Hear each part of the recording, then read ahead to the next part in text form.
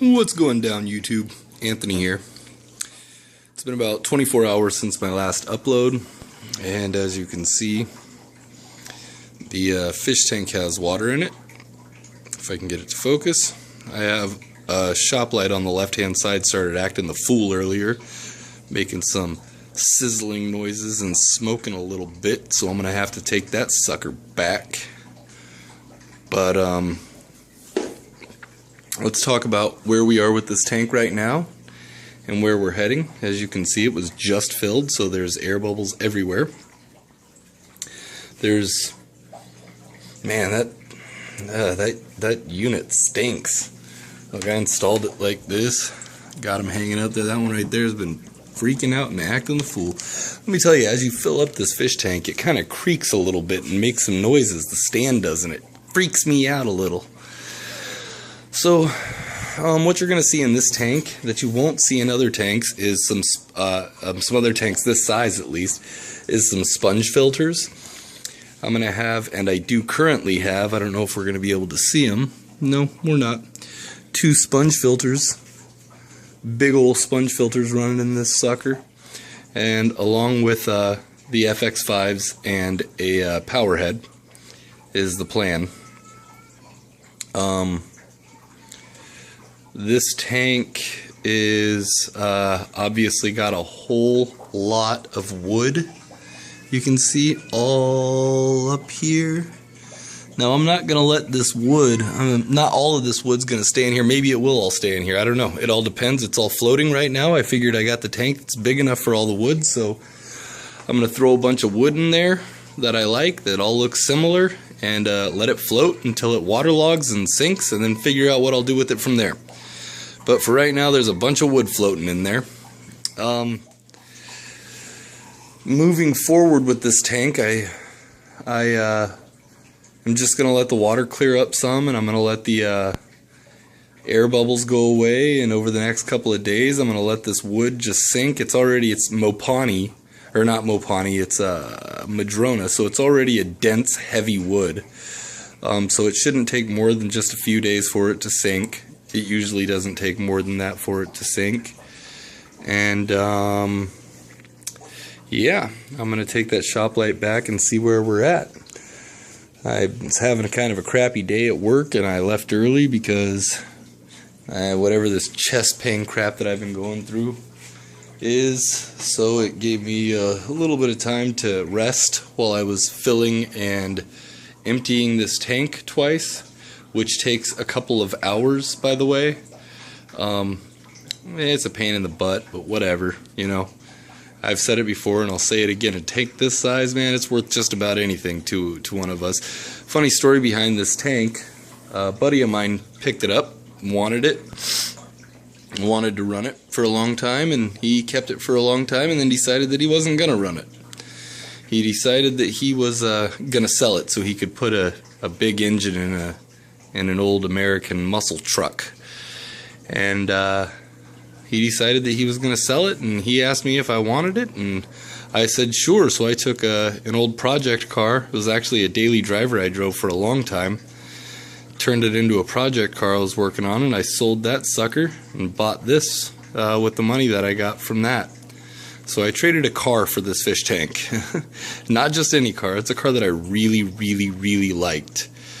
And then it sat down about 4 hours away from me for about 5-6 months before I was actually able to go pick it up. So this tank has been kind of a long time coming. But anyway, so there's the progress with that right now. We've got the 2 sponge filters running on it. We're just going to let that clear up. I'm going to go on ahead and swing around here. We can take a look at a couple more of my tanks really fast while we're here. So here we have a 120 gallon. And this is just a mixed grow out tank. The Nicaraguensis that I'm sticking in this tank, you can see there's a pair of them right there. That male and that female seem to always be hanging out together. Here's the female, she's a stunner. Just gorgeous, and there's the male. And then you remember my big RTM that I had in that other tank, the male RTM. Well, here's a female and a male RTM, along with the green or blue phantom. I don't know how to tell the difference between them. Back there, there's just some dither fish in here, just some beat up fish. Look at that. That's I don't even know what that is. Some kind of Therichthyes. It might be a Aureus or it might be a Macula pinus. So here in the shot you can see 4 RTMs and 2 Nicaragüenses. Right here you see the best looking Altifrons that I've been able to raise up to a decent size here. And in the back you can see there's an Aureus. Very cool looking fish, and another Aureus here. Those are pretty awesome fish. Anyways, there's a 3D background on it. It's 120 gallon. This is where my Bokortai is going to end up. And he might be solo in this tank, or he might get a couple tank mates that'll be from his same habitat, which is Lake Isabel in Guatemala. But these RTMs are going to end up in that 180 with that other big RTM and the Chuco microthalamus, and they'll all be in the 180 together. So that's a quick look at that, and then we can flip around here again and we can look. We've got a planted tank in wall here. It was just recently set up, and I had a little algae bloom right in the beginning with this. You can see this red algae, and it really hasn't been taken off super great, but the plants are green for the most part. That sword's not doing too great. Probably throw a little more light on it. You can see I have a whole bunch of ember tetras in here. There's probably about 30 or 35 of them. This is a 29 gallon. It's mounted in my wall, and that's what it looks like from the side view. I'm going to flip on the light here so you can see how it's all framed in. And that's how it's all framed in there. It's a pretty cool looking tank. That's mostly for my new subscribers. A lot of the old subscribers have seen this tank as a reef, as a, geez, everything. I used it as a punishment tank once for a big old black belt.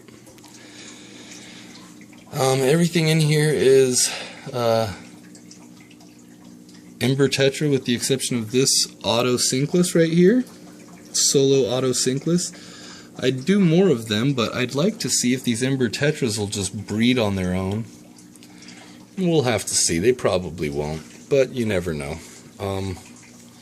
Anyways, I'll just back up a little bit and try to hold still. You can take a good look at this massive school of ember tetras.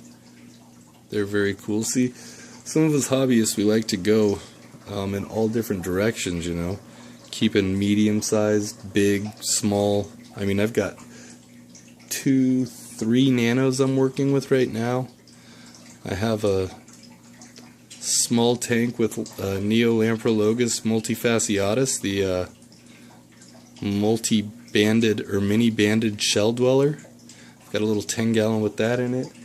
I've got a 10, you guys see my 180 over here. Up on top of there, the light's off. There's a 10 gallon with Brigate in it, and a couple little planted tanks over there, and you guys saw that 40 gallon that's down underneath there. That's pretty much all I'm running right now. But just a quick run through one more time. 29 gallon in wall with about 35 ember tetras, a bunch of crypts and Anubias and swords, and some hair grass that's not doing that great, but I hope it'll come back. It's pretty hardy, so it should. And some ferns and some mosses. There's Christmas moss back there. And over here we've got this 3D background tank, 120 gallon. The 3D background is from Designs by Nature, and that's actually where my aquarium was held, that 500 gallon, before I picked it up. And that's a enjoyable. I can sit back and watch this tank right here for hours. It's just, even with almost nothing in it, it's really, really, really an enjoyable scene. I've thought about going planted with this tank too. I have compact fluorescence 6500K on it, so I've thought about going planted with it, but for right now, that's it. There's the 500 gallon. Again, thanks to all the new subscribers, and I'm going to keep this under 10 minutes. Thanks for watching, YouTube. Later.